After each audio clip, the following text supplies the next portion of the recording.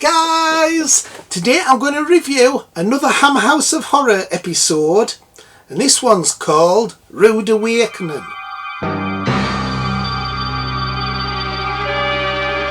Hammer House of Horror Rude Awakening was broadcast on the 27th of September 1980. It's episode 3 of 13 episodes that Hammer House of Horror made. It was directed by Peter Sasdy and he's directed other horror films for Hammer. It was written by Gerald Savory and is regarded as one of the best episodes. The mansion in the story would later be used in the episode Charlie Boy. The episode runs 52 minutes. It stars Denholm Elliott, who was also in Hammer's To the Devil a Daughter in 1976, 4 years before this. Rude Awakening stars Denholm Elliott as Norman Shenley, Lucy Gutteridge as Lolly, James Laurenson as Mr. Rayburn, and Pat Heywood as Emily Shenley. So the plot of this one's good. It's about a man and it's actually reality. So this stars Denholm Elliott, and this was 4 years after he was in To the Devil a Daughter, and he ended up making one of the best episodes of Hammer House of Horror.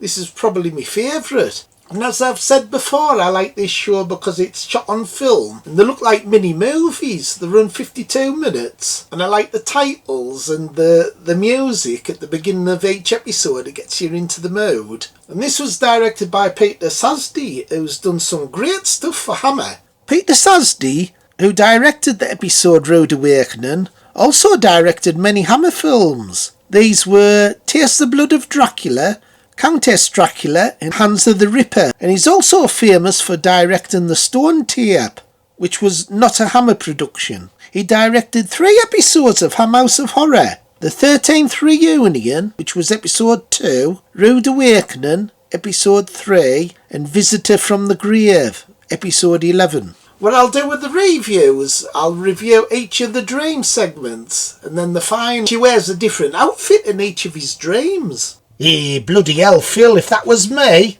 I'd never be out the bloody office. I'd be doing plenty bloody overtime. I wouldn't go back to that bloody battle axe of a wife. I'd be with the bloody secretary all day.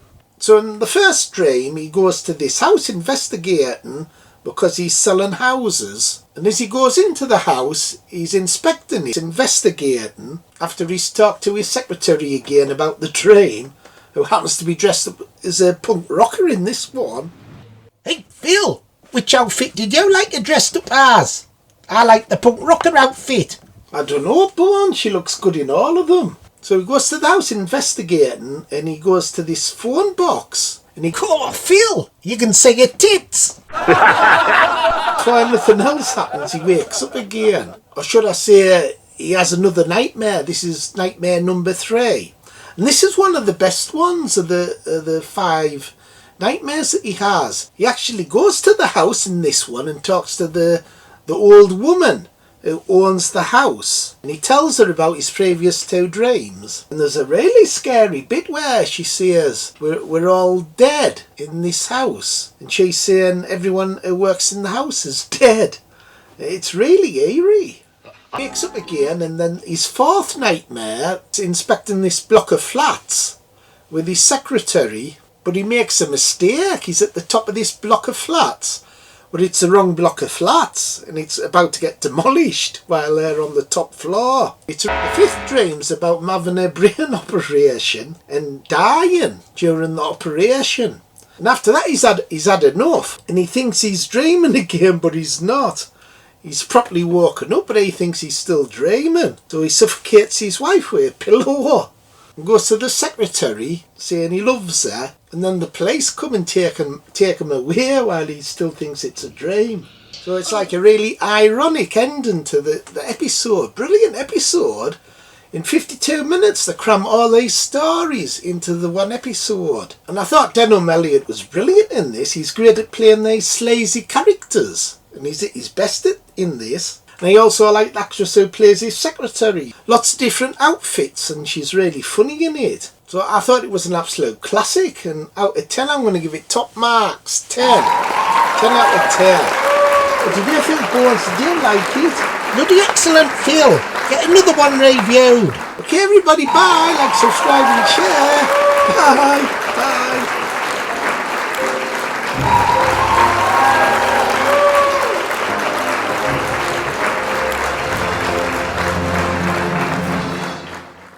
Hey, Bones, you snoring? Ah, bloody hella. I've just bloody woken up. I dreamt the bugger. I dreamt I bloody did a rave now. Fucking hell.